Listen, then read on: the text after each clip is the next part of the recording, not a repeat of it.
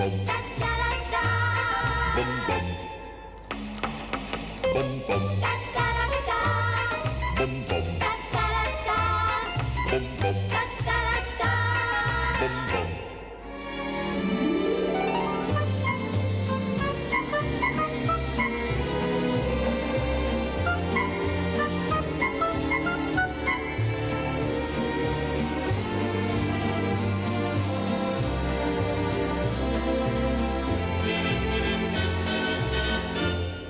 Bum bum. Bum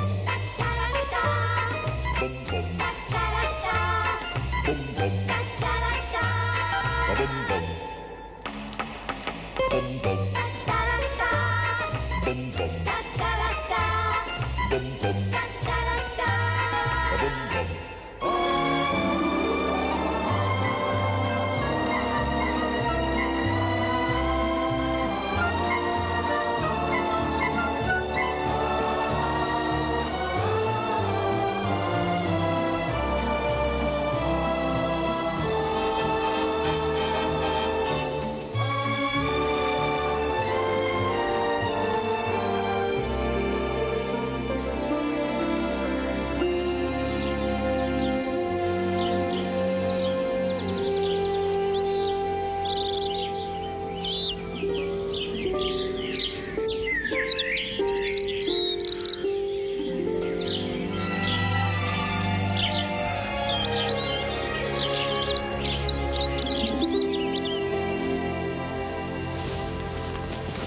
Good morning, Prudence.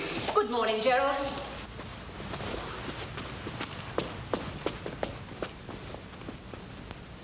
I have been living for 12 years now with Prudence, my wife. A perfectly normal married life. No friction. We have achieved the ultimate, peace through marriage. Every morning we breakfast together in perfect harmony. Gerald? Yes? What are you doing? Nothing. Well, stop talking to yourself and come down.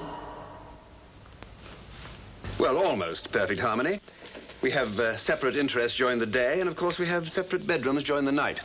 A telegraph, madam. Thank you, Rose. Your time, sir. Thank you, Rose.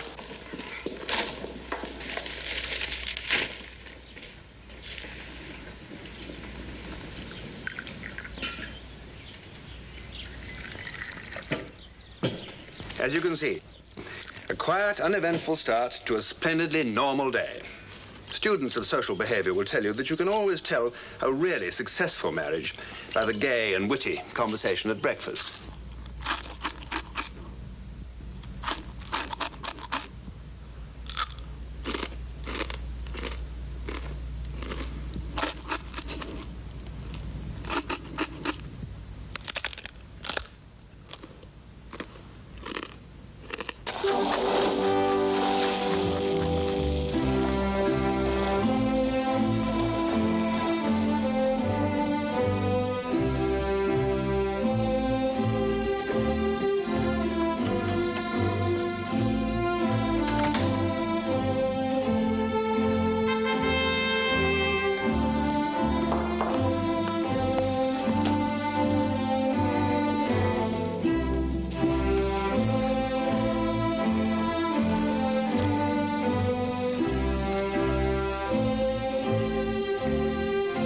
Goodbye, Prudence, dear.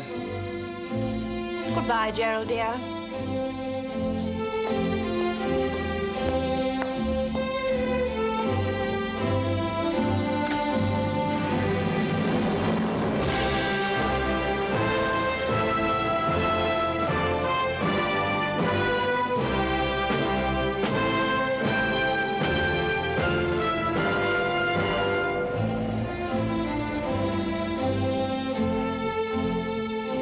My world was a world of business affairs, extremely comfortable but extremely dull. I used to invent little games to relieve the monotony. Mornings started with the Thompson chase. Oh, sir, excuse me, sir. I'd pretend not to notice Thompson. Then I'd have a little bet with myself on how long it would take him to make me become aware of the day's agenda, which he was so anxious to hand to me. The record was 25 seconds. As chairman of one of the great clearing banks of London, I was absorbed exclusively with the acquisition of money. Money that flowed back and forth through the narrow, gloomy streets of the city. Also people. People and money. rich people and money. I'm always happy to dispense the charity demanded of me, but I wish I could cut out the embarrassment of having to inspect the brigade. I never know whether to tell them to have a haircut or shine their bosoms or just order them to present thermometers. And so it went on, every day, all day, hustling from place to place, from meeting to meeting, never a minute to myself. Sometimes I wondered how I stood it. Do you know, there were days when I couldn't even get home to dinner. Darling.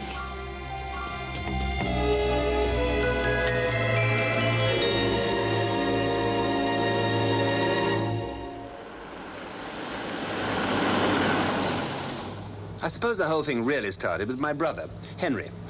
Henry's a nice, comfortable, contented sort of person with a wife to match. Grace and Henry were very much in love and able to enjoy the simple pleasures of life. Every Friday, they would toddle off to the local movies. They seldom knew what they were going to see. Didn't really matter. What mattered was that they went together. On this particular and somewhat fateful Friday, they found out that they'd seen the film before. Would you be disappointed if we simply went home? I'm never disappointed to go home, darling.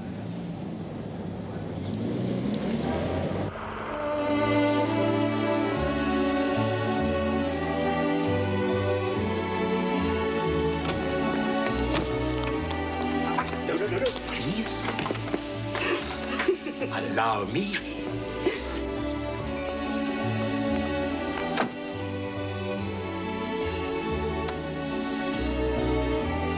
Oh, Grace.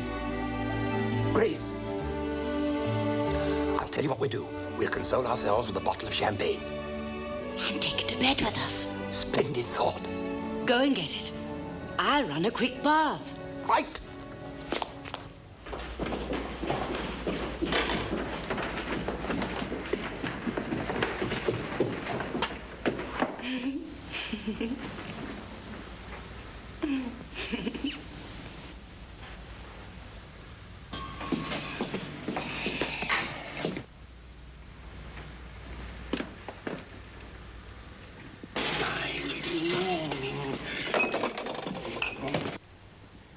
Geraldine?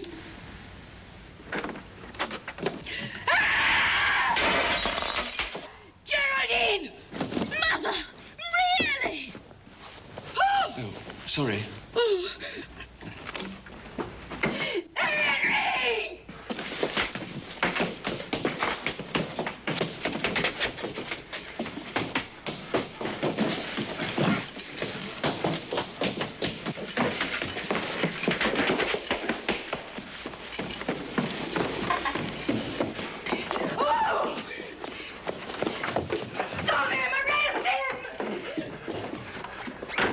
What have you taken? I haven't taken anything, sir. How do you get into this place? Do you mind letting go of my arms? They're not trying to run away. Huh? Who are you? And my name is Tony Bates, and I'm engaged to your daughter. Engaged to my daughter? Well, I suppose she's your daughter, sir. I mean, if you're Mr. Hardcastle. Yes, she's my daughter. But she's neither engaged to you or anyone else. No, sir. Geraldine! How dare you do such a thing? Oh, don't be so ridiculous, Mother. And don't speak to me like that! I'm very sorry, but I don't think it's got anything to do with you. Henry! Come with me!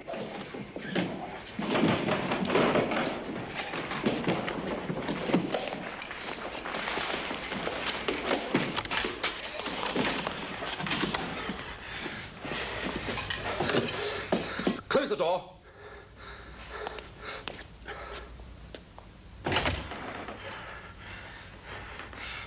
Now, Mr. Bates, perhaps you'll explain yourself. Well, the fact is, sir, that I had to call for Geraldine. And while she was changing her clothes, we sort of got talking. You were talking to her while she was changing her clothes? Are you in the habit of talking to my daughter while she's dressing? Yes, sir. At least, I mean, it isn't the first time, sir. Well, what happened then? Well, pretty well everything, sir. My God. How old are you, Miss Bates? 20, sir. Do you realize you deserve a damn good thrashing? Yes, I suppose I do, yes, sir. It's unthinkable. I mean, it's unthinkable. Geraldine, She's only a child. In some ways, yes, sir. Where do you live? Besborough House, sir. Where's that? Princess Risborough, sir. What's the telephone number? Princess Risborough 5246. I'd better speak to your father. At once. Tonight. I'm afraid that isn't possible, sir. Why not? Is he out? He's in China, sir. When's he coming back? He isn't, sir. What, never? No, sir. Why not? Oh, he's a recluse. What do you mean? He's in a monastery or something? I've no idea, sir. He left home the day after I was born. Huh. Better speak to your mother, then. I'm afraid that isn't possible either, sir. She recluse, too? No, sir. She's dead. Well, who the devil does look after you? Well, my guardian, sir. Who's he? Well, it isn't a he, it's a she. Who's she? Well, my Aunt Roberta. She doesn't appear to have much control over you, I must say. No, that's a fact. Very well, I'll talk to her. Oh, I'm afraid that isn't possible either, sir. Why not? Where's she? She's in Japan, sir. Tony! Geraldine! Oh, excuse me, sir. It's my friend John Marquis. He just took my car over to Missenden to get some petrol while we were waiting, sir.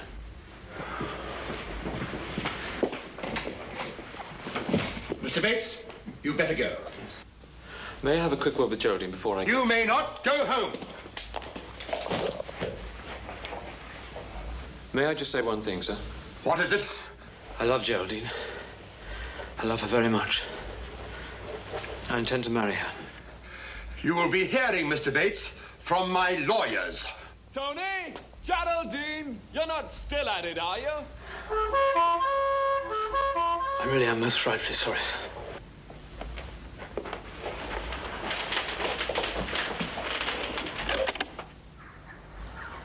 Good night, sir.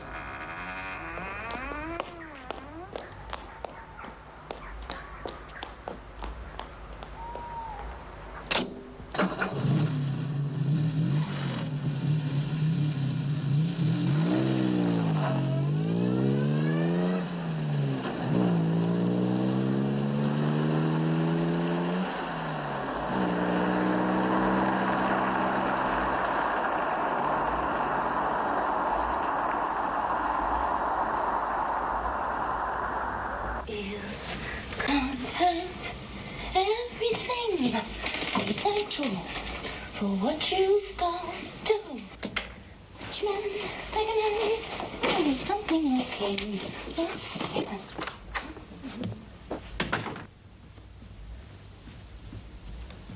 Do, do, do, do, do, do, do, do, do, do.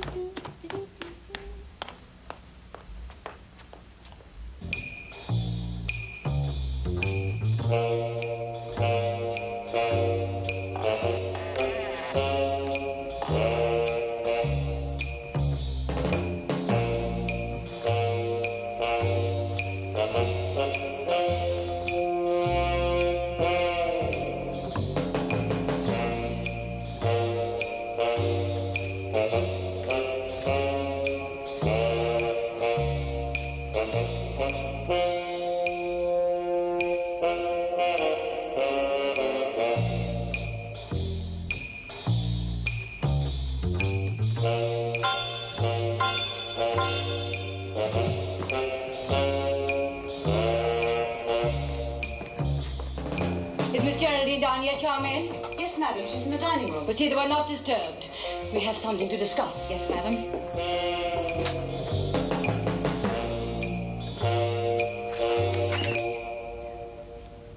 Oh, hello, Mum. Geraldine, Yes? I wish to have a talk with you. Oh, fire away then. Oh, has Daddy gone already? He's gone to play golf. Geraldine, dear, I may have said one or two things last night that hurt you. Oh, I don't think so. You called me a prostitute once or twice, but I didn't mind. Well, naturally, I was very angry and shocked. Well, that's all right, Mummy. Forget it. After all, it wasn't your fault. Now, what are we doing about the Wilkinsons? Are we going? Geraldine, do you realize at all what you've done? Yes, I suppose I do. You seem to take it very calmly. Well, the situation isn't a new one, you know. Not a new one? Do you mean that what happened last night has happened before? Yes, Mummy. With whom, may I ask? Oh, you didn't think I meant with other people. With Tony. Geraldine, how long has this been going on? Well, we started on the day of the boat race. Of course, that had nothing to do with it. Aren't you going to have some coffee or something? Thank you. Later. I'm sorry you don't like Tony. He's a sweet person, really. We are not discussing him. I'm concerned about you and your behavior. Apparently you don't realize it, but let me tell you, you've got yourself into a very serious situation. I think you're going to have to marry this boy. That's all I want to do. But do you know anything about him? Who are his people? Has he a job? What does he do? What's his future? I know I'm only your mother, but I would like to know something about him. And so would your father. That's quite easy, Mum. He was brought up by his aunt, Lady Bates.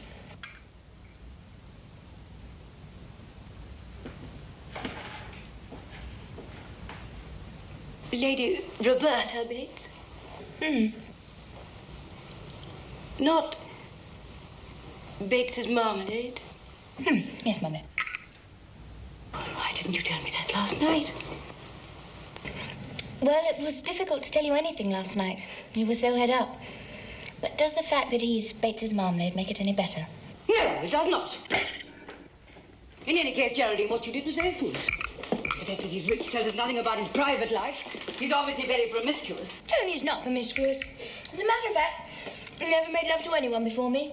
I wonder if you can be sure about that. What exactly do you mean by that remark? Well, I mean, Geraldine, that many women have been deceived about that. I think we'd better not discuss this anymore. You're talking about someone you don't even know, and you've no right to talk like that anyway, and I don't intend to listen to it. I happen to love him. Now, Geraldine, now, dear, there's no need to get annoyed. I'm not annoyed. I'm bloody furious. I forbid you to use that language. I use it because it expresses what I feel. Well, don't use it anymore. At least not in this house, where you certainly never learnt it. The fact that you behave like a slut doesn't entitle you to talk to me like that. I'm your mother, and I'm concerned in this situation whether you like it or not. You seem to think that the whole thing has nothing to do with me. But when you find yourself about to have a child by a man who won't marry you, then I suppose you'll call on your father and me for help. He would marry me. I don't see the point in discussing it. Don't be ridiculous. Geraldine, he isn't even 21. His aunt may not even allow him to marry you. In any case, I'm not going to have a child. I shouldn't think you could be at all sure of that at the moment. You've obviously run the risk of it. I haven't. Of course you have. Mother, I'm not a child. I take my precautions. You take your precautions? Yes? What precautions? Phenol. Phenol? The tablets? You take phenol tablets? Yes, the pill. How can you do that? You can't get them without a doctor's prescription. I know. I've been taking yours. You've been taking mine? Where from? From the drawer in your dressing table. That's not true, Geraldine. It can't be true. I only have a certain amount, and I only take one a day. If some more had been disappearing, I should know at once. Of course you would.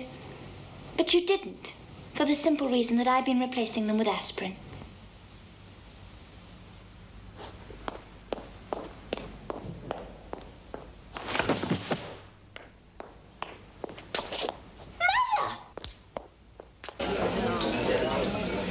When Grace told me it was so, you could have knocked me down with a feather. I mean, really, it's absurd. Me ordering perambulators. You must admit it's damn silly. Oh, I don't know. Well, what do I want with another child at my age? I ought to be becoming a grandfather, not a father again. Well, there it is, old boy. I've just got to take it whether I like it or not. But it was a terrible shock. Terrible shock. Wonder whether it be a boy or a girl. Well, here's to it, whichever it is. To he or she. To the intruder. To your first son, Henry. To your son. Thanks. What did you say that stuff was called, those tablets? Phenol. How do you spell that? T-H-E-N-O-L, I suppose. Why? I don't know, just sounds vaguely familiar. Phenol.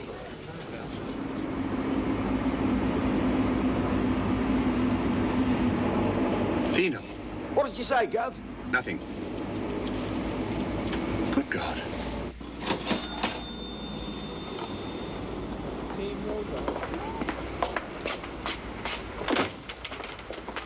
This is what you want. Phenol, the very latest thing. Are you sure they'll be all right? All right, they're infallible.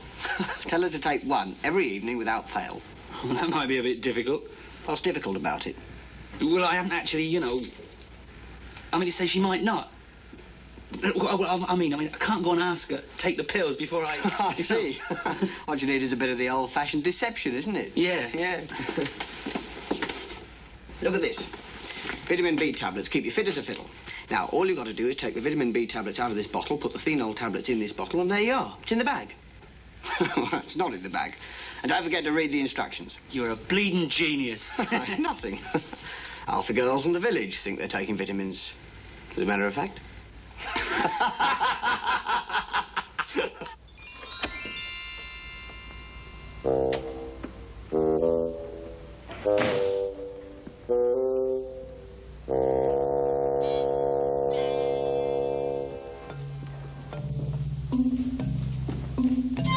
Evening, sir. Evening, Rose. Madam in?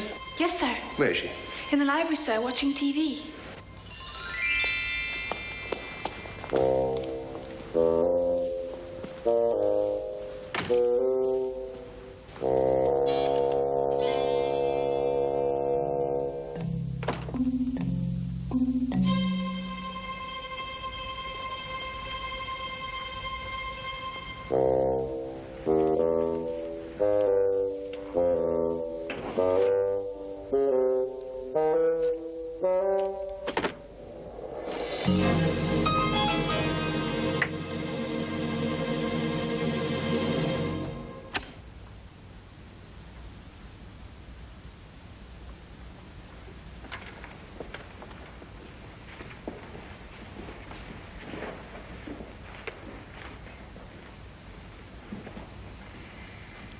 Gerald? Yes? If you want a drink before dinner, you better hurry up.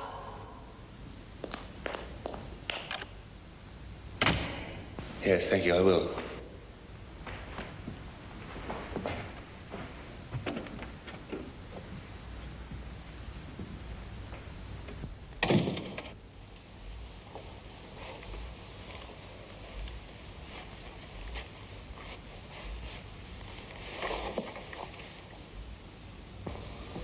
I wonder who it is. Did you say vitamins, Ted? That's right, mate. You're strong and pretty. You think I need them? Well, you've been looking a bit off colour just lately, Rose. That big house to run and only the cook and the old child to help you. Don't worry, nothing will happen to me. Not if you take these, it won't. But you must take them regular, the same time every evening. Funny sort of vitamins? The latest thing. One of these lasts exactly till the next one. Honestly, Rose, you take these and you'll be fine, and I'll be happy. You really do love me, don't you, Ted? I really do, Rosie.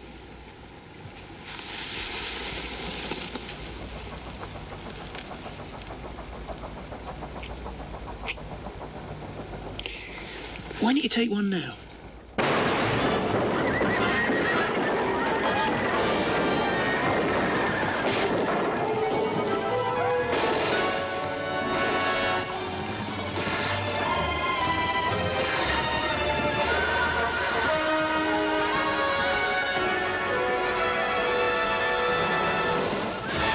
By the way, I had lunch with Henry today. Oh, Gerald, do you mind? I'm trying to follow the plot. I'm sorry, I didn't realize there was one.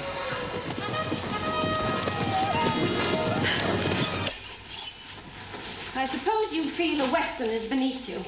Not at all. Then why do you keep interrupting? I was merely trying to give you some interesting news. Grace is expecting another child. Good heavens. Are you serious? Of course. Is there any reason why she shouldn't? I should have thought she was past that.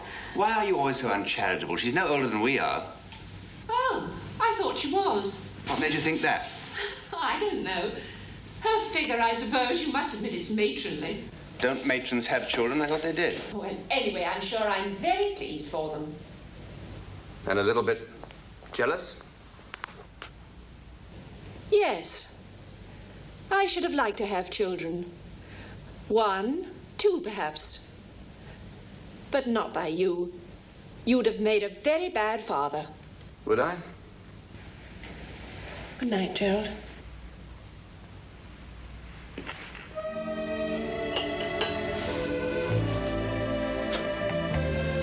Why are you so anxious to find out who it is? She knows nothing about me. Why should you know anything about him?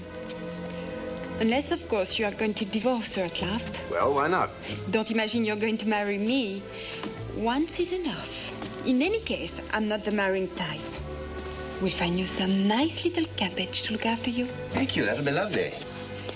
Anyway, I don't think you'll do anything. I don't think you want to get into a fight. Well, I hate rows and accusations. Of course. Attacking her, disgracing her, and treating her like a criminal. For doing what? What I'm doing myself. Exactly what you're doing yourself. Did you mean that, what you said just now about, that you wouldn't marry me even if I were free? Well, of course I did. I told you,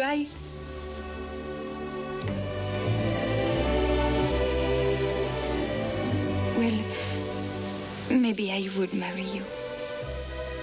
But you're not free. And you probably never will be. You'd never engage a private detective.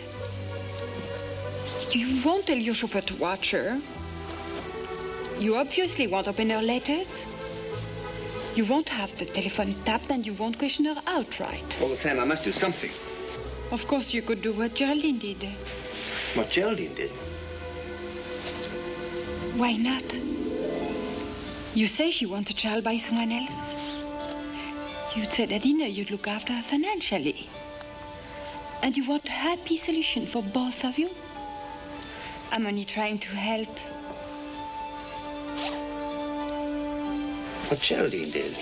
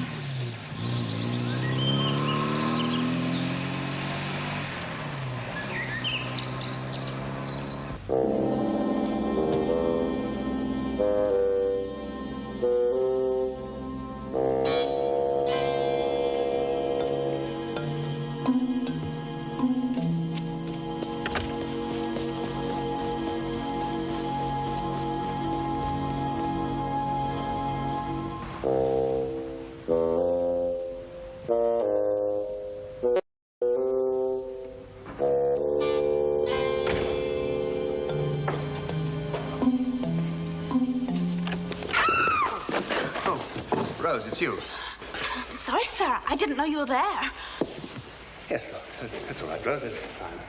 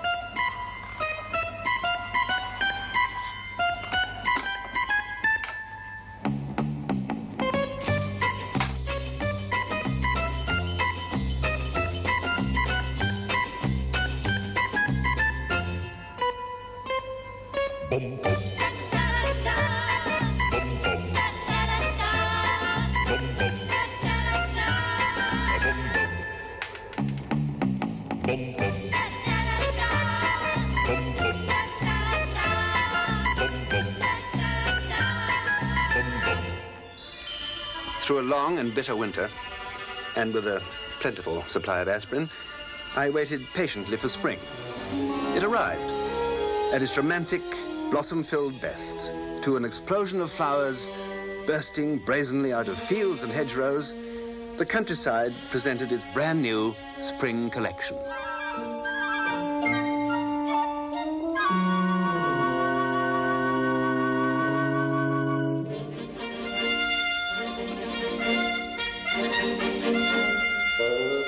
Fecundity was everywhere around, and Prudence...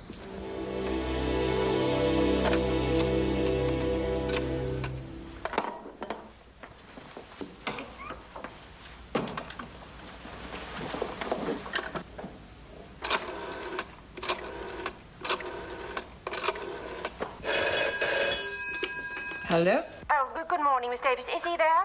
Oh, Mrs. Hardcastle. Just hold on a moment. Mrs. Hardcastle on the line, sir. Put her on, please. Yes, dear. Do you know yet if you're coming back to dinner? I'm afraid I'm rather late. Very late? I don't know why. Please be back at a reasonable hour. I've something important to tell you. Is it something, I can't discuss it on the telephone, Gerald. I wouldn't have bothered you at all, but I know you're out tomorrow. I'll see what I can do. I'll call you back. Thank you.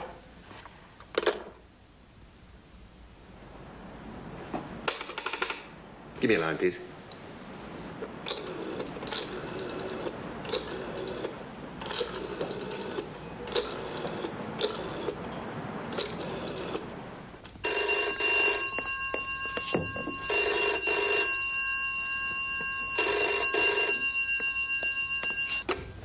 Allô? Liz, darling, I'm terribly sorry. I'll have to cancel tonight. Oh, merde, ma tarte. What do you say? I just made a divine steak and kidney pie. Look, I rather think the great event is about to be announced. No! Yes, Prudence just called and she has something important to tell me.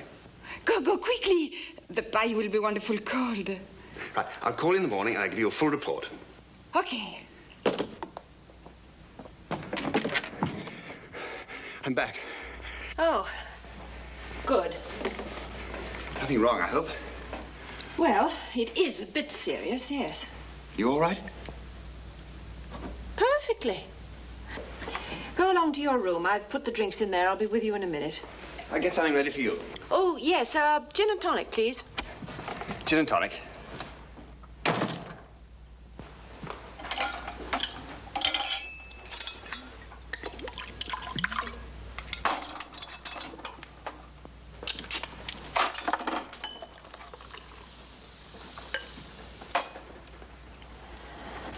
There we are. Thank you. So what's the problem? This is going to be embarrassing, Gerald, but I'd better come straight to the point.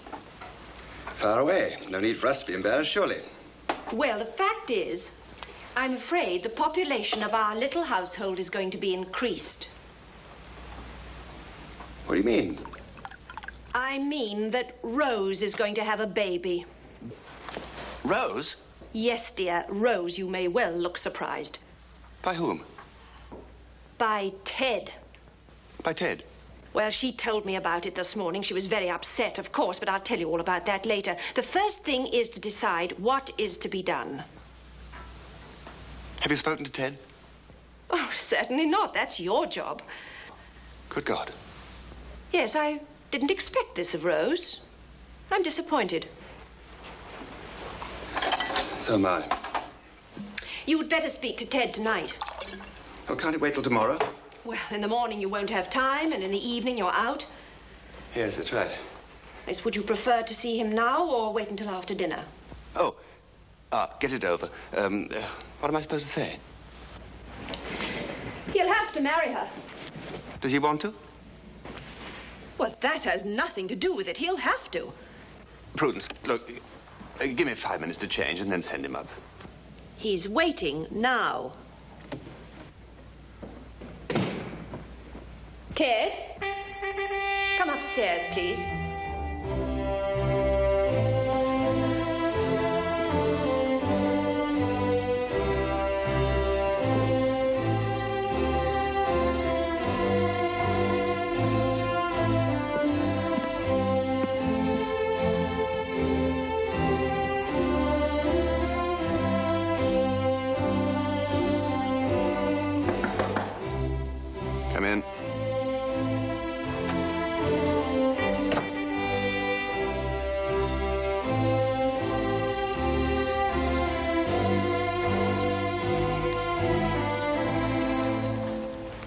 sir.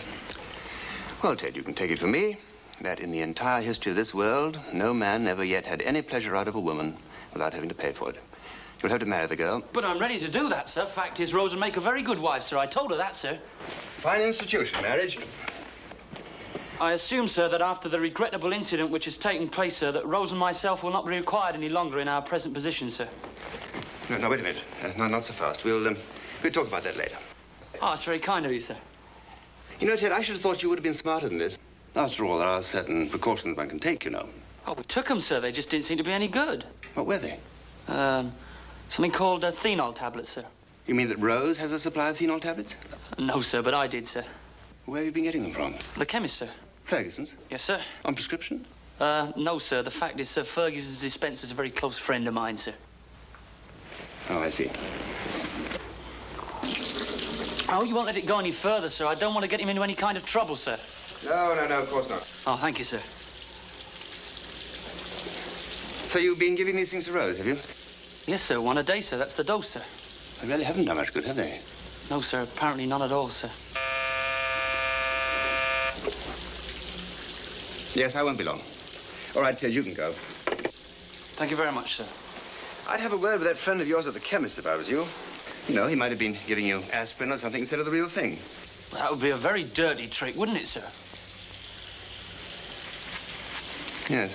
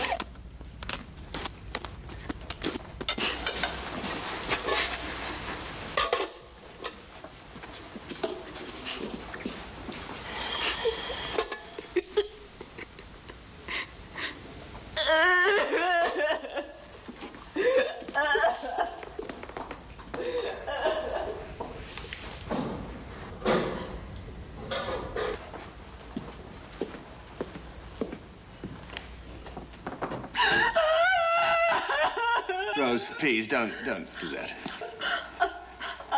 I'll leave in the morning. As soon as I've done the breakfasts. The box is packed. No, you do no such thing. You'll stay here and marry Ted. Will he? Will he? Well, he's already told you, hasn't he?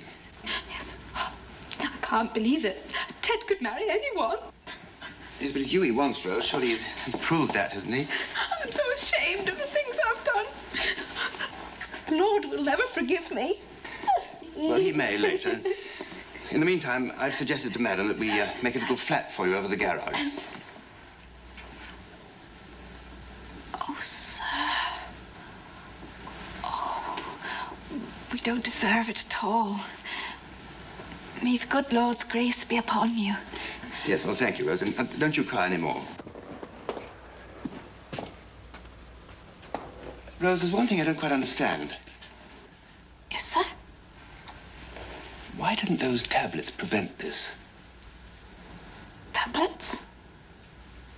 What tablets? The phenol tablets. How did you know, sir? Ted told me everything. Ted? But Ted didn't know. Ted didn't know you were taking phenol tablets, but he was giving them to you, wasn't he?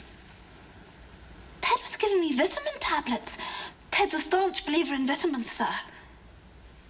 Well, in that case, where are you getting the...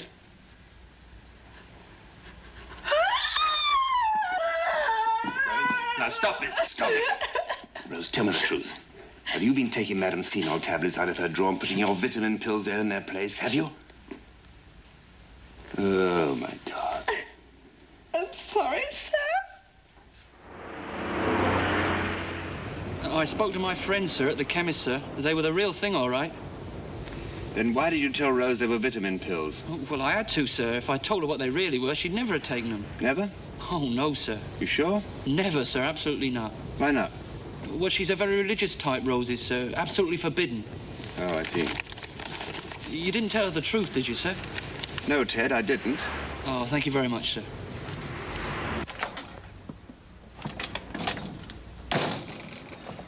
Disaster. Absolute disaster. What do you mean, disaster? It wasn't Prudence, it was Rose. Rose? Yes, Rose. Rose was taking the aspirins. Prudence's. What? Ted was giving her vitamins, she believed. Prudence believed Ted was giving her vitamins? No, he was giving them to Rose. And Rose was changing them for Prudence's vitamins. Aspirins, I mean. But if Rose wanted aspirins, why did Ted give her vitamins? She didn't want aspirins. Then why did he think she did? He didn't think she did. Nobody thought she did. I didn't say that. Gerald, what are you talking about? But how the hell can I explain if you keep on interrupting? Prudence thought that Rose had aspirin... Large one, please.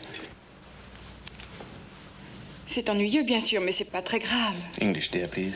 I'm sorry. It's annoying, certainly, but as she knows nothing about it, I see no reason to be discouraged. I'm not discouraged. I will get a bottle of aspirin into my wife, and it's the last thing I do.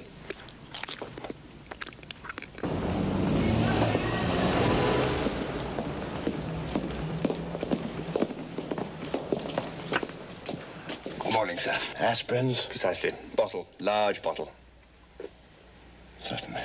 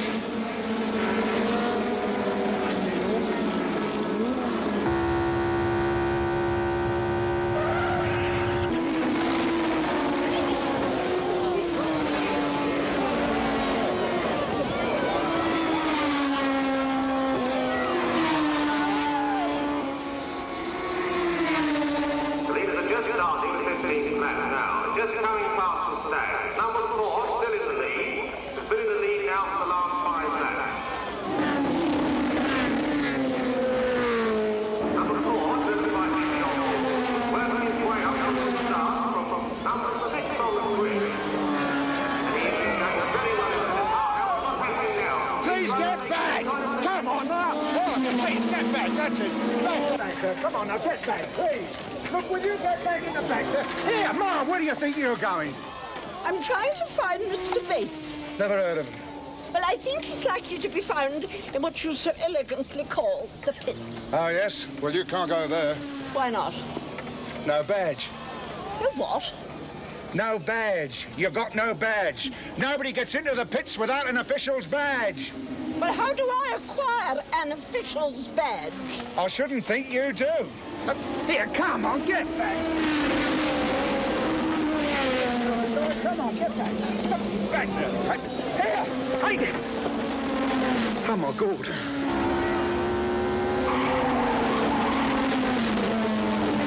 Get that idiot off the track! Get her off! Get her off! Good God. It's the old girl. All the same, I must speak with my nephew. It's very important. I've come all the way from Tokyo a week early, just to see... Oh, there he is! Aunt Roberta! Darling boy! Pony! No one's allowed in the pits. You know that. This is Lady Bates, sir. My aunt. I'll keep her out of the way. Well, all right, but make sure you do.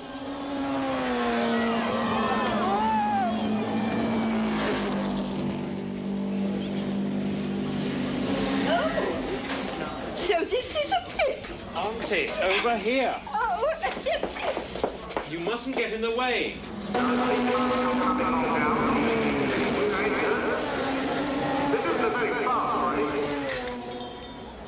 One more lap and he'll come into the pit. Well, I look forward to that.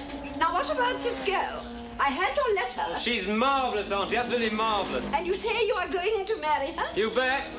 Do you intend to ask for my consent? What? I said, do you intend to ask for my consent? It won't be necessary once you've met her, Auntie. When will that be? You're dining with her tomorrow. Where am I? 30 seconds. Of course, it's not purely sexual, you know. There's more to it than that. I'm glad to hear this. What? I said I'm glad to hear. It's not purely sexual. We're going on holiday with her family, you too. Oh, I don't know about that. Where to? 15 seconds. Penzance. Oh, I'd rather go to a Malfi, dear, but I'm used to. Now, I've just heard they come to me earlier, and the lady is still the same. Watch this, Auntie. Calm and cool. Very well. In fact, I think he's on the last step. Watch the oil on the track down the bottom there.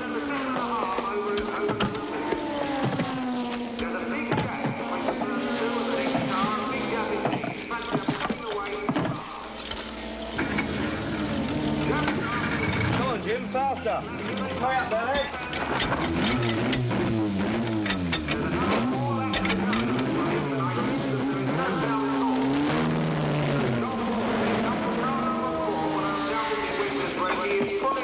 Isn't that bloody marvellous, Auntie? All tyres changed in 28 seconds.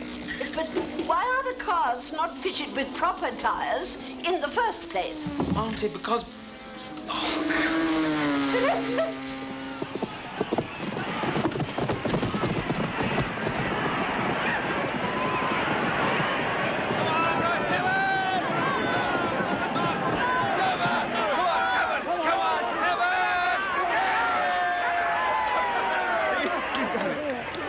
How about that? Come on, let's go. Oh, it's Uncle Gerald. Hey, Uncle Gerald! Uncle Gerald! Now, we've got to get another one. Oh, hell, he can't see us. Oh, come on, we must go and see him. Can you hold that? Quickly. Come on. Uncle Gerald! What's the matter? Where are we going? Tea. Like some tea? Yes, but who is that? Someone you know? My niece. Geraldine? Come on. Are you suddenly ashamed of me? Oh, darling, that'd be absurd. The child doesn't even know of your existence. The child? Is she so innocent she can't even meet me? No, it isn't that. It's just I don't... Well, what is it then? Are you afraid she'll ring up your wife? Oh, of course I'm not. Now, come on. Well, what is it then? Oh, nothing. Let's find a table. Uncle Gerald! Uncle Gerald! Hello. Oh, I want to introduce Tony. Tony, this is my Uncle Gerald. He's the most beautiful uncle in the whole world, and I was called after him. How do you do? How do you do, sir? Well, I congratulate you. You have very good taste. Oh, thank you very much, sir. Hello. Bonjour. Oh, Geraldine, excuse me. Let me introduce you. I am Mrs. X. How do you do?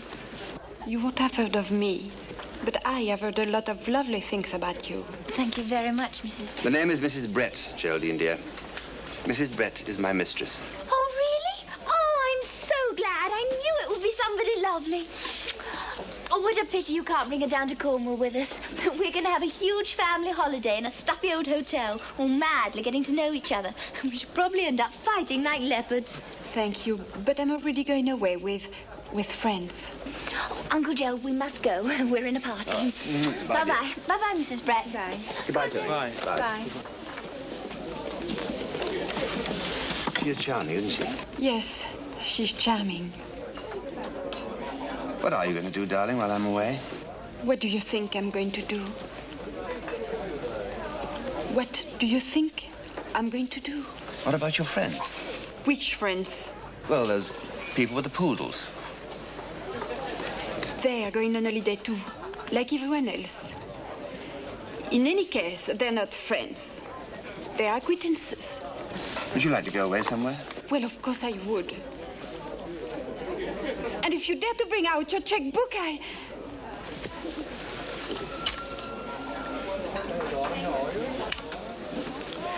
Well, what do you want? I want someone who is free. He doesn't have to marry me. I just want a man I can meet openly and go anywhere I like with, anytime. I'm sick to death of being discreet. I want to go home.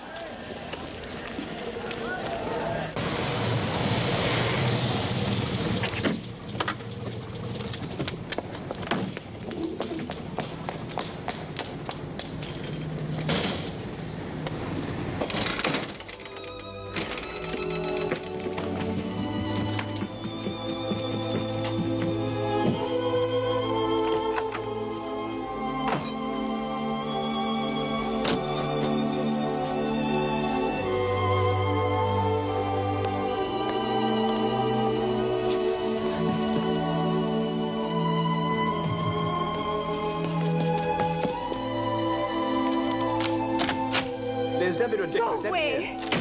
I don't want to talk to you.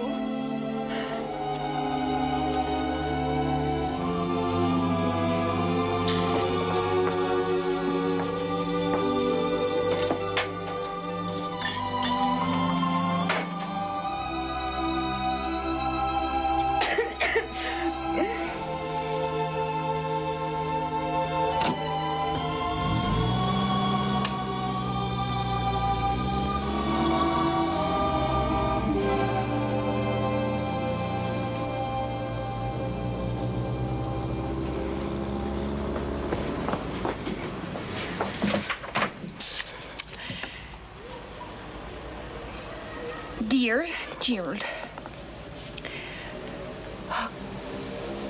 Yes, how could any man have survived this long?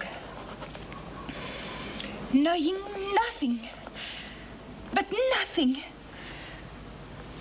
absolutely nothing about women.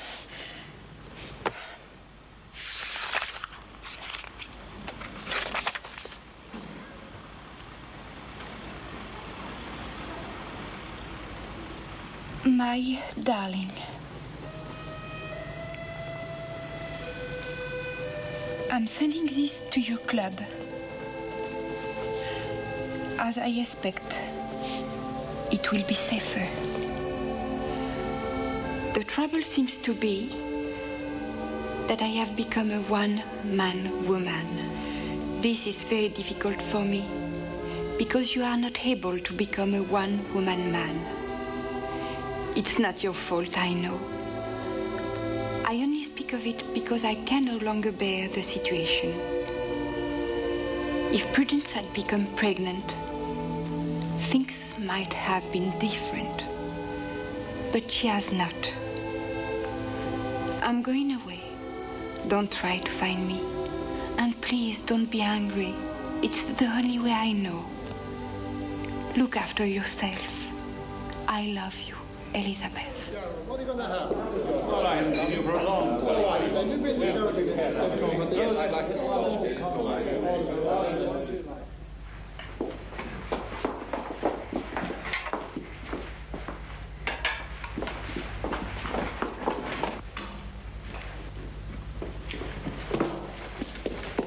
Sir. What's that? It's for Madam, sir. Is she having dinner in her room? Yes, sir. She's not very well.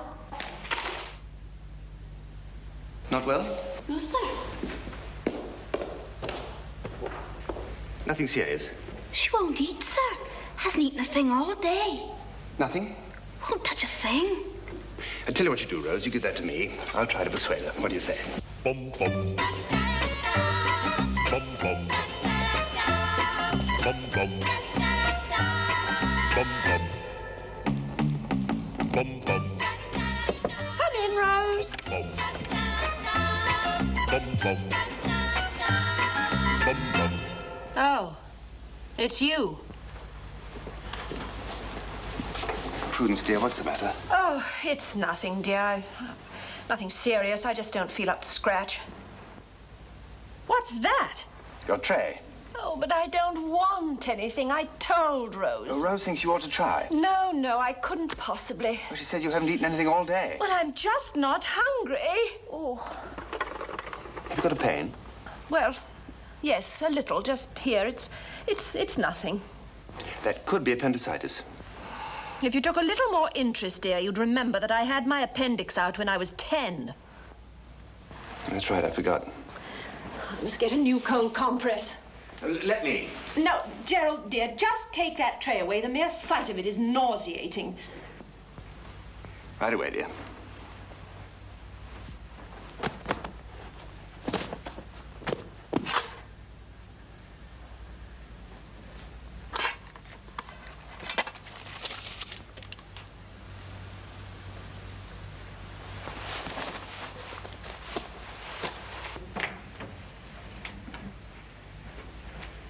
Oh, Gerald, I asked you to take that away.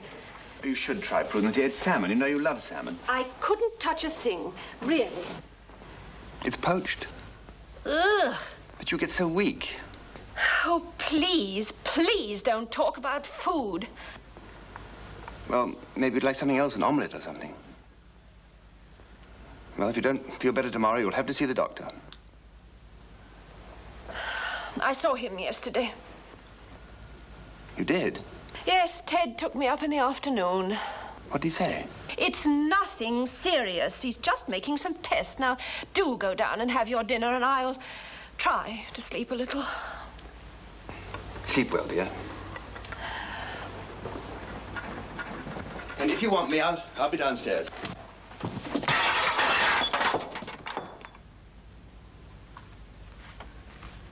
Sorry.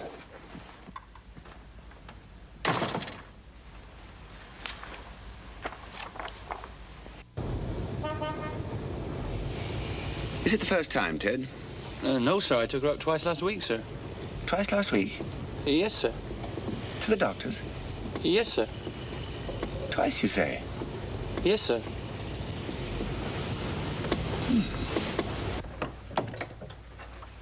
Mr. Hardcastle, Dr. Hewitt will see you now. Thank you.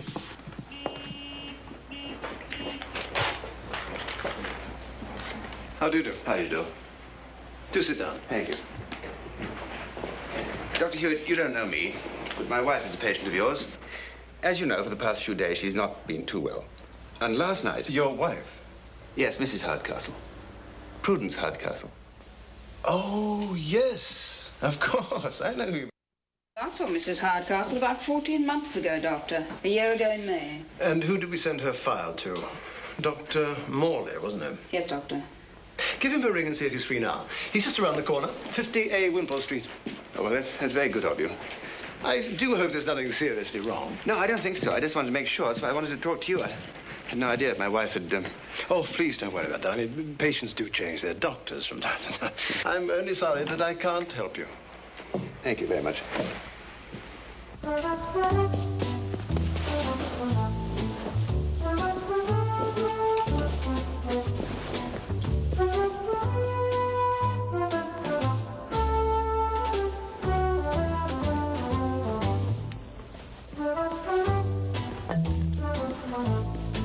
Rose, you can send all those to the cleaners, and this, and this, and this. Yes, madam.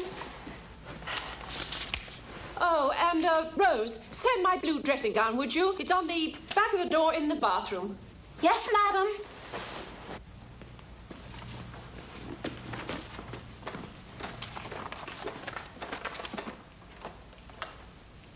My darling, I'm sending this to your club. As I expect, it will be safer. No. Nothing to worry about. Nothing at all. Nothing that a good holiday won't put right. Sure. Absolutely. Greaves, Griffiths. Who? No, tell him to take an aspirin and lie down. I'll call him later. Greenaway, Greenhorn, Hardcastle. Yes, well, as I said, she's a little run down, a little anemic. I'm giving her some iron injections. You examined her thoroughly, of course. Well, of course. And you found no symptoms of anything else at all? Nothing at all. Nothing at all. Well, what about these tests you're going to make? Tests? No, I'm not making any tests. Oh. Then I must have misunderstood her. No.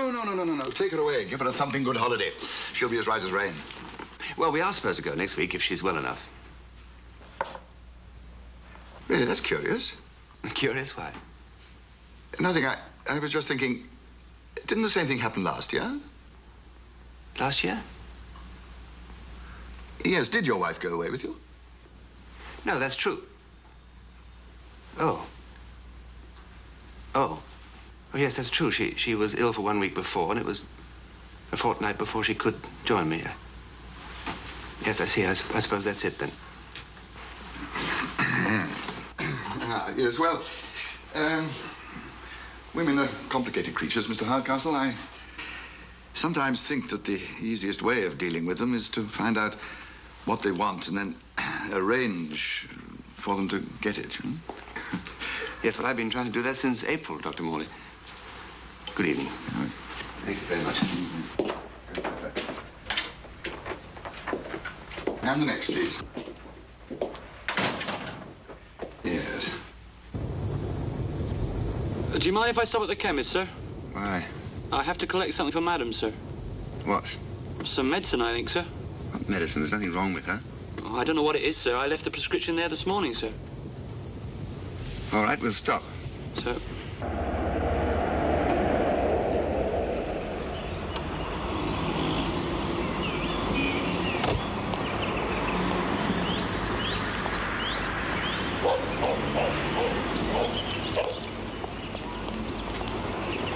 Evening, Mr. Ferguson. Good evening, sir. You have a package for my wife, I believe. Yes, that's right, sir. I'll take it with me. I'm just on my way home. Right, sir. What sort of medicine is that, anyway? Phenol tablet, sir. Phenol? Let me look at that prescription. Dr. Hewitt. Yes, sir. Dr. Alan Hewitt. 427 Harley... Hewitt, by God!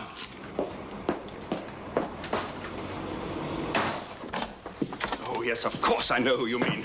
But I haven't treated her for some time, you know. She hasn't been here. She hasn't been here for a year, at least. It must be a mistake. Dr. Hewitt. You wait, my good man. Just you wait. You and your mistress in her dinky little house. You wait, my good man. You shall have a prescription for some of Dr. Hardcastle's medicine now, and it's not going to taste very nice.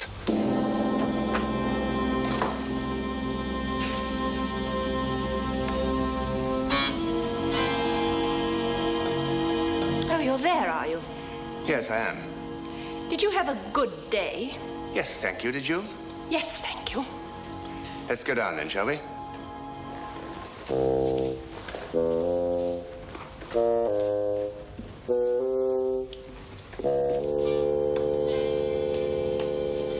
Cheese, sir? It's the same cheese we had last night, no. Was there something wrong with the cheese last night? It was bad, that's all. Then why did you eat it? I didn't. Then how do you know it was bad? I smelt it. The coffee, Rose.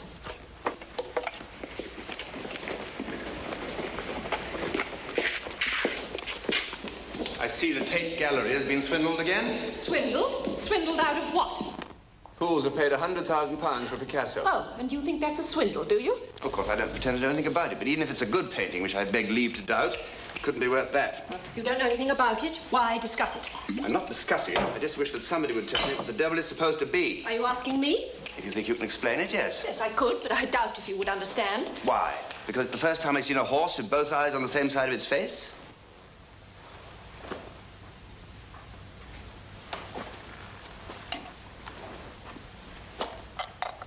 What makes you think it is a picture of a horse? The title, Femme aux cheveux d'or. Cheveux means hair. Woman with gold hair. The French for horses is chevaux. Put the coffee there, Rose.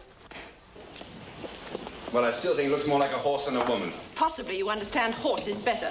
I certainly don't understand Picasso. Oh, we can only hope he will survive that. I don't think anybody else understands him either, though a lot of people pretend they do. An opinion you share with most of suburbia. I'm sure suburbia is honest enough not to praise a picture before seeing it. Well, I haven't seen it yet, admittedly, but I've discussed it with someone who has and who doesn't happen to be a Philistine. With whom? Your doctor? Oh, I never discuss painting with Dr. Morley. How about Dr. Hewitt? Hewitt hasn't been my doctor for some time. Might I ask why you left him? My sister recommended Dr. Morley. Hewitt no good, huh? Hewitt is a very good doctor indeed. Sounds like rather a strange reason for leaving him. Are you worried about my health? Not at all. I just find it odd that for the second year running, exactly 1 week before we go on holiday, you become so ill that all you can eat is milk, chocolate, and bananas.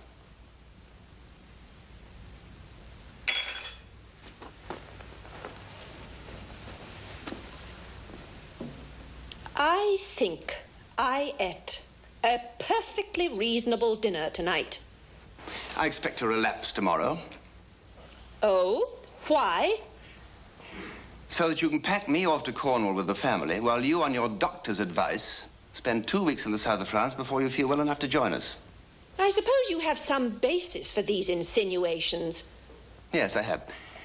I'm pretty sure that you left Dr. Hewitt as a patient in order not to run the risk of compromising him.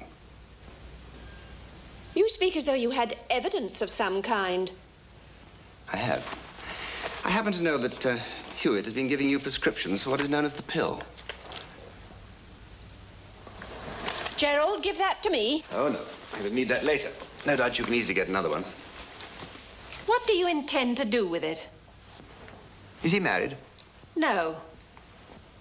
Do you want to divorce me? What do you expect?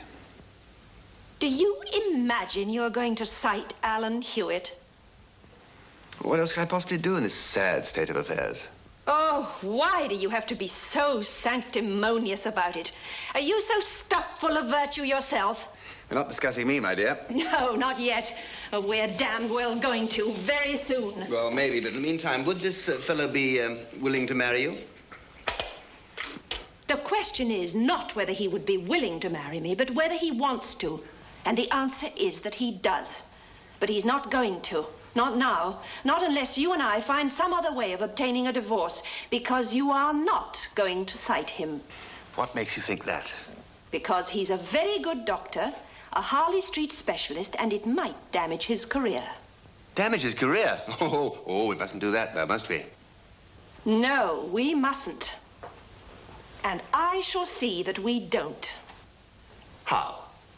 By pleading justification. That's how. Justification? You mean incompatibility of temperament? No, I don't mean that at all. I mean that I shall cite your little friend, Elizabeth. What do you mean? I mean that when you left your suit to be cleaned this morning, Rose found a letter in it. Where is it? Never mind. You've got my prescription, I've got your letter. Nothing could be fairer. Well, look, let's just exchange. Oh, I think my solicitor would consider that to be distinctly disadvantageous. What are you going to do with it? Keep it. That way we shall both have the deterrent, shan't we? Prudence, come back. Prudence. If you don't mind, I must go up and pack my things. I'm going away. And don't try to find me either.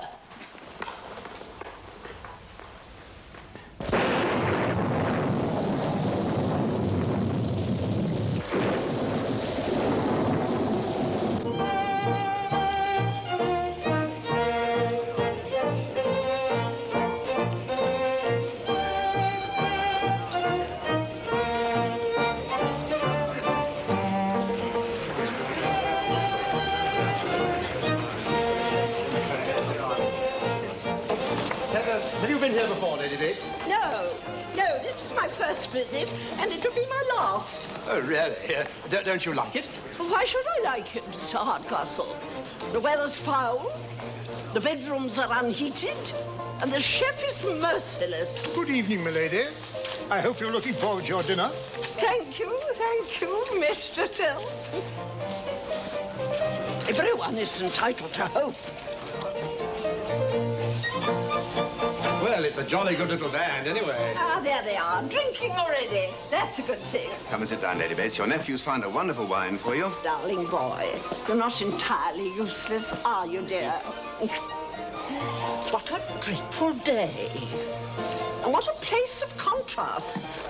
Palm trees and Macintoshes. This will console you, Lady Bates. Is this really true, Geraldine? Of course it is, Mummy. I don't believe it. But I'm afraid you'll have to in the end. But does Tony know? Indeed he does. You told him? Oh, of course I told him. What did he say? He said it was dead zany. What do you mean, dead zany? Yes? Oh, Henry, I can't talk to you now. Something frightful's happened. What? I didn't say delightful. I said frightful. Take everyone into dinner. Mother? As for you, Geraldine, go to your room. Go to my room? What on earth for? Until I've spoken to your father. Oh, you're not going to make a drama out of this, are you, Mummy? Do you suppose I'm going to talk to him in front of you? Well, I don't see why not. I tell him in front of you. In any case, I don't intend to have my baby treated as though it were a shameful secret. You intend me to make a public announcement of this at dinner? Why not? It's very good news. You're happy about it? Well, of course I am. Aren't you? Happy? Happy? To see my daughter become a motherless father... A fatherless... Oh, I mean an unmarried mother. I am not a mother yet. And I can be married next week. Oh, it's the most degrading thing I've ever heard of. To think a daughter of mine can become so abandoned as to... Mother, in a minute, that telephone's going to ring. And Daddy's going to ask why on earth we don't go down to dinner. I therefore suggest that...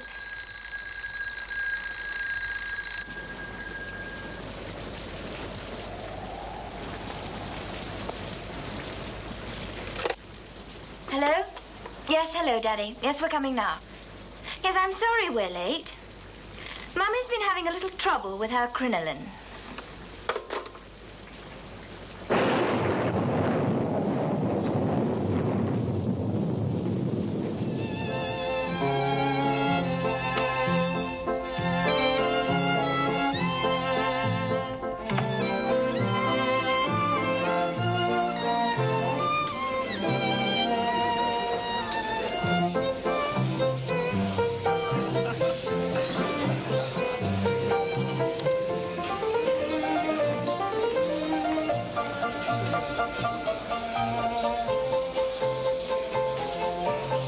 And whatever you do, don't mumble. Start off by saying, I'm very proud and happy to... Quiet, Judy. Do you want everyone to know?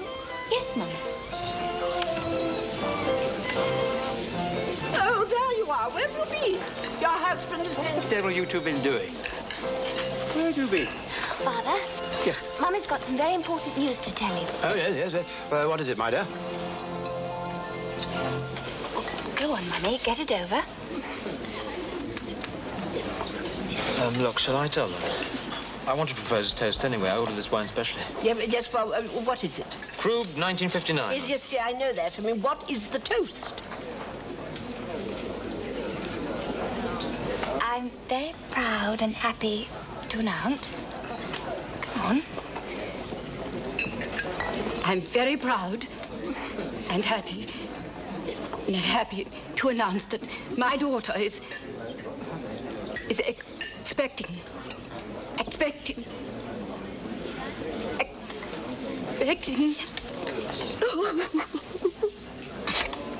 Geraldine. Yes, Daddy. Is this true? Yes, Auntie. Oh. Congratulations, my dear. Thank you. Are you ready for your second bottle now, sir? Yes, I think we are. Yes. The same, yes? Yes, of course the same, yeah. Go away. For God's sake, stop sniveling, Grace. May I suggest the baby spring lambs? No, you may not. Go away. Grace, come upstairs. I don't want to discuss this down here. I don't want to discuss it at all. Now, Henry, don't get pompous. This has nothing to do with you, Gerald. Of course it is a family affair. Matter. Grace. Please, may I be allowed to say something? Yes, of course. Please. Henry, if I have understood aright, we've just been faced with a fait accompli. Well, we must accept it gracefully and make fresh arrangements tomorrow. Meanwhile, so that the dinner may proceed in a civilized manner, I shall propose a toast. Thank you. To your daughter, Henry, to my nephew. May they bring up their children as well as we did. Bravo. After the holidays, I stayed in London. No point in going home. You know, it's a funny thing. For years, I'd fancied being a bachelor again. And now I was one. I hated it. Elizabeth had gone. She didn't even write. The world was full of lovely and attractive girls, but not my world. Yes, hello, what is it? Oh, you are back. I've been trying to get you all day. I've been back almost a week. Well, I hope you had a nice holiday. Look, I'm in a meeting. What is it? Gerald, I thought it would be a good idea if we were to meet and discuss things. Why? Well, I have something to suggest. What about? Well, about us, dear, of course. Perhaps we could have a little dinner together one evening. As you can see, I'm rather busy in the evenings. Well, lunch then. Can't we discuss it on the telephone? I don't mean now. Well, I'd rather we had a little chat together, Gerald, dear, if you could manage it. All right, well, Friday? That would be perfect. Shall I come to the office? No, I'll meet you at the Ritz, 1 o'clock. All right, dear. I'll be there. Goodbye. Goodbye, dear. Don't like his tone, don't like it at all. I think I ought to go and see him. Oh, no, you'd only get into a fight. Better I than you. No, it would be very humiliating for him, Alan, darling. There's no need to hurt him anymore. No need to hurt him. Suppose he doesn't agree. You've got to have that divorce, Prudence. I will, darling, I'm sure. Sure. Now, how can you be sure? How can you be sure of anything? Suppose he doesn't agree. Suppose he does nothing. Nothing at all, ever. For as long as we live. Now, what are we going to do then? In that case, darling, we bring up the most adorable little bastard that ever lived.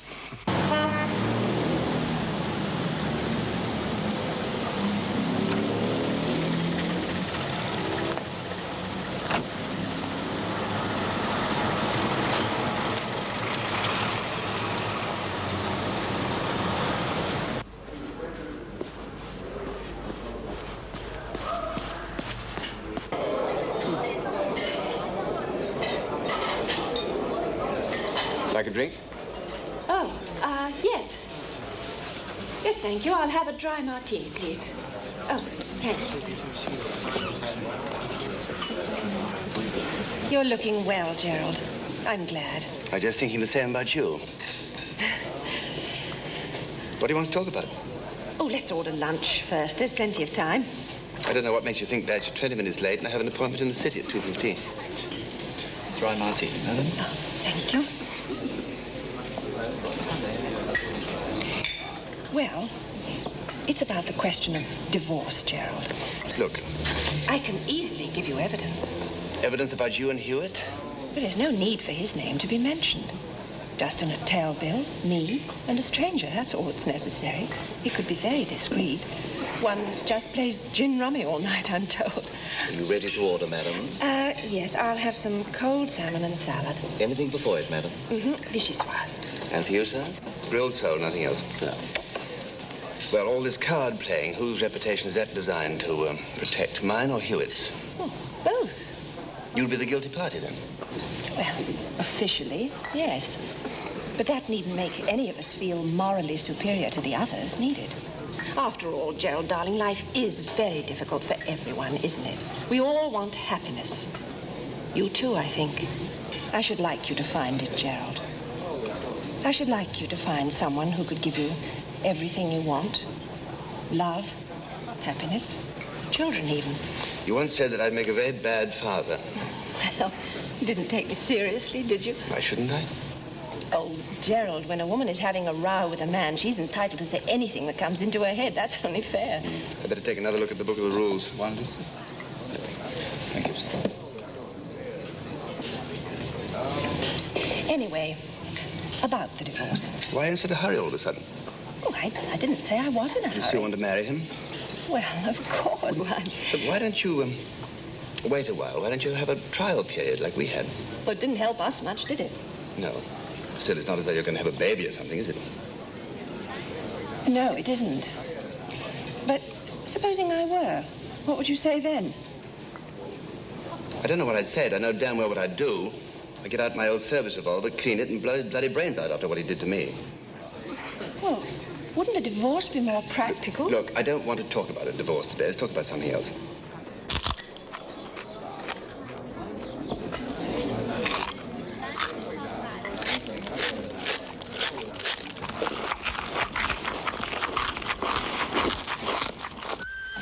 Still think you should have told him the truth. Oh, how could I, darling? He'd have been wild with jealousy. He wants a child himself, you know. Well, As far as I'm concerned, you've had your go and you've failed. Now, you've got to let me try. I bet he and I will settle the whole thing in 10 minutes. I don't see how. Oh, men have a way of sorting these things out. No. He might do something desperate. Nonsense. Alan, darling, please, will you promise me something? Don't go near him. He wasn't joking, you know. He had a very nasty look in his eye. Now, if he draws a gun, I'll shoot first. Look, it's our only hope. Damn it, he's got to be civilized about it. I want to get married, and I want to marry his wife. Yes, but darling... Darling, stop fussing. Get in the car.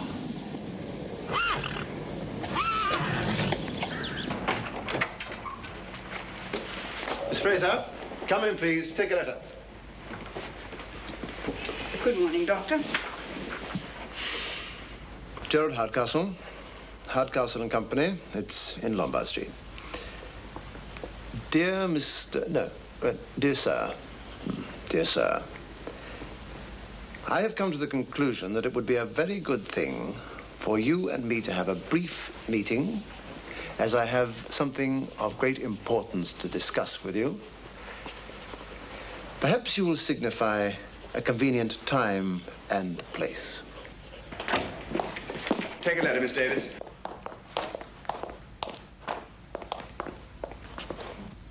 Dr. Alan Hewitt, 425 Harley Street. Dear Dr. Hewitt.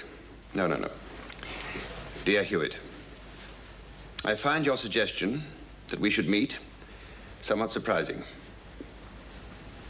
I should have thought, under the circumstances, that such a meeting would be as distasteful to you as it is to me. However, as you are obviously not of this opinion, you may come to this office at 5 o'clock on Thursday next. Yours faithfully. In fact, the total book value of their securities at September the 30th was £28,516,000, not counting treasury bills, tax reserve certificates, and interest accrued up to 17.28 of Good total... God! Stop, then, stop. Pull in here.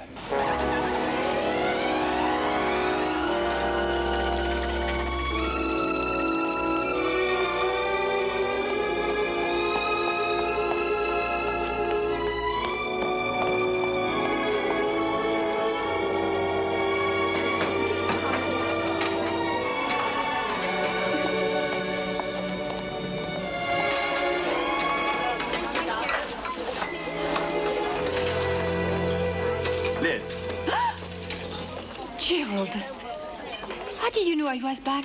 I didn't. I just saw you, and I've got to talk to you. Not here, Gerald. You will hate it. No, it's a wonderful place, a glorious place. Now, come on, give me that. Let's find a table. Oh, thank God I found you. Are you all right? Of course, darling. Did you have a good holiday? It was hell. Rained the entire time. When did you get back? Yesterday. Where have you been? To Paris, to my sister. I just come back for 1 week to get my things. Now, I've got a terrific lot to tell you. A terrific lot. I really don't know where to begin. First of all, Prudence found out about you.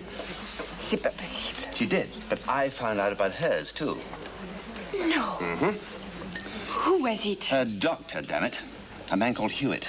Have you met him? Yes, once, and I'm going to meet him again in about an hour, and I'm going to give him a piece of my mind, I can tell you.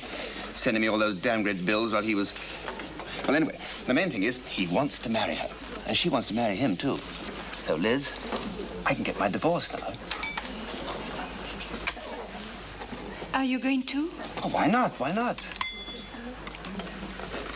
Oh, what do you think? I think you should. No, Liz, I mean about us. It's not so simple. There is a problem. You mean there's somebody else? Of course not. Don't be silly. Excuse me. May I trouble you for the sugar? The what? The sugar. Oh. Thank you so much. Well, what is this problem? Gerald, I have something to tell you. What is it? I wait a baby. You wait a what? Yes, you and me are going to have a baby, a child. Yes. What do you think you're...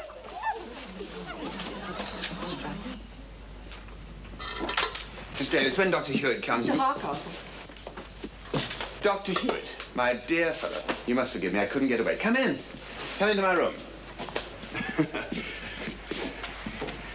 Well, now, how are you? I'm delighted to see you. I'm very Let me well. have your hat. Do sit down. No, I think you'd be more comfortable there. Would you care for a cigarette? No. A cigar? No, really, no. You're quite sure? Quite sure, but thank you. Now then, what can I do for you? Well, I wanted to talk to you about Prudence. Darling Prudence, how is she? She's very well. A wonderful woman, Hewitt. A really wonderful woman. You know that? Yes, I think so, too. Now, tell me all about it. Are you happy? Yes. Frightfully. Good. Now, Hewitt, look, if it's all right with you, I'd like to push this divorce through rather quickly. What? You see, Hewitt, I'll let you into a secret. You see, I'm about to become a father, Hewitt. What do you think about that? I don't know. Grace, look over here. That's fine. The final result of these disgraceful intrigues was a formidable avalanche of almost unbelievably handsome children. Grace produced the most divine little boy that ever existed. Geraldine had a little girl who was quite literally the most beautiful child in the world. Prudence, after the birth of a daughter... Oh, I beg your pardon, Hewitt. Birth of a son? Turned into one of the happiest and kindest people in the world with a child whose looks simply had never been equaled by any child ever before. And of course, there never had been any children quite so wonderful as the twins that Rose presented to Ted. Personally, I think babies are rather hideous little things. And to be quite honest, Elizabeth's baby was not really very different at first from the rest of them. But after a few years, she became, without the slightest shadow of doubt, the most incredibly lovely child I ever saw in the whole of my fairly long life. No, but seriously, don't you think I'm right?